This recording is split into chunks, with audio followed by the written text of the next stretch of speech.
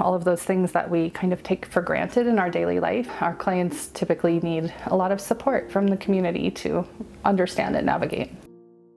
I'm Jennifer Wilson. I'm the Executive Director for the International Rescue Committee in Denver.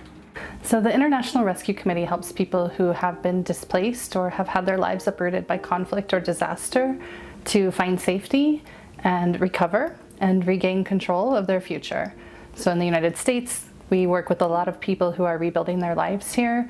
Overseas, we're often responding at the point where people are displaced and fleeing or returning after having been displaced.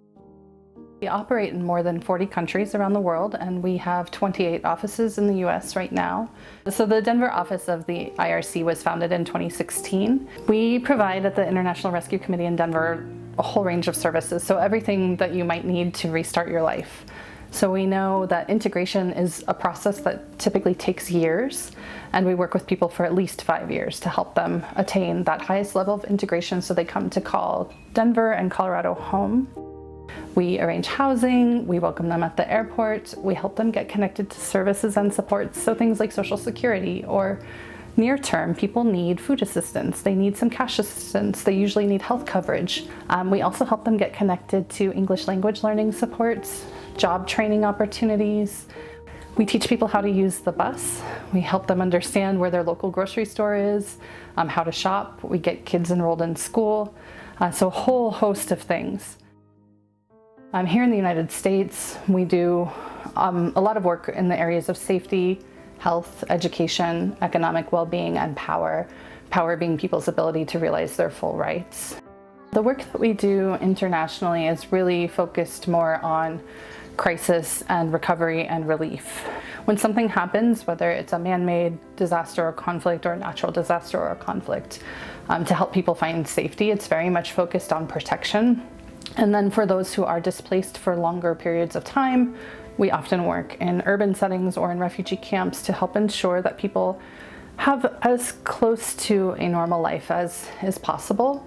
So we're responding to the crisis with Afghans coming in from evacuations by coordinating with our community partners. So we have, I think, a very unique challenge right now because we are receiving a high volume of clients in a very short period of time.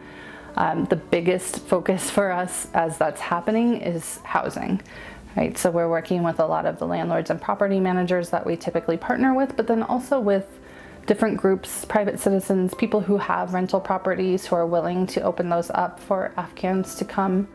It's been really phenomenal to see our local community, and not just here in the Denver metro area, but all across the state, people stepping forward, including active duty military service members, veterans, and then others who came from Afghanistan or Iran or Pakistan and share some linguistic and cultural background and really want to ensure that they're extending their hand to welcome people.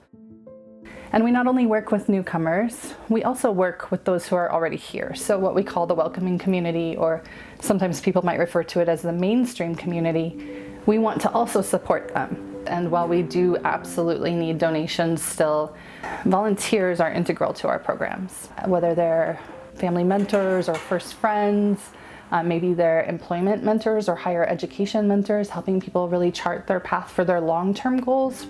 But we're really proud and happy to be here today and stronger than when we started, welcoming people into our community.